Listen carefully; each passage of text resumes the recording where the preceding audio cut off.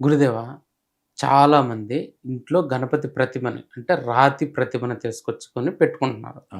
ఈ సైజు వరకు గూడా ఇంట్లో పూజా మందిరాల్లో పెట్టుకుంటున్నారు. హ్మ్. హ్మ్. మరి గణపతికి నిత్య దీప, ధూప నైవేద్యం పెట్టాల్సుంటుందా?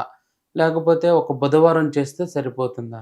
లేదు అట్లా ఎప్పుడు కూడానా మన శాస్త్ర ప్రమాణంగా అంగుష్ట మాత్రం మాత్రమే ఉండాలి. దేవతామూర్తులు ఏవైనా సరే. ఓకే. ఏవైనా సరే అంగుష్ట మాత్రం అంటే 3 అంగుళాల వరకు. ఓకే. అంగుష్టం అంటే ప్రమాణం మనకు బొటనవేలు. బొటనవేలు అంటే సరే ఇప్పుడు మన చిన్నవి మనందరూ చిన్నవయిపోయారు సైజులు. అవును.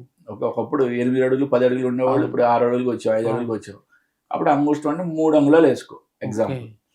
3 అంగుళాలకు మించి ఉండకూడదు. ఏ దేవతామూర్తులైనా సరే. ఓకే. ఏ లోహంతో చేసినా సరే. ఓహ్!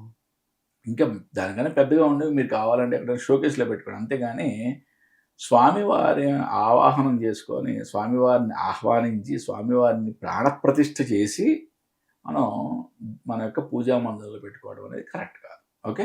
అవి కొన్ని కొన్ని క్రతువులు చేసేటప్పుడు మాత్రమే ఆవాహనం చేస్తారు. మళ్ళీ అలాగే ఋత్వికులు అంటే వేద పండితులు గాని, వాళ్ళు పూజారులు గాని వాళ్ళు మళ్ళీ దాన్ని స్వామివారిని పంపించేస్తారు. ఓకే.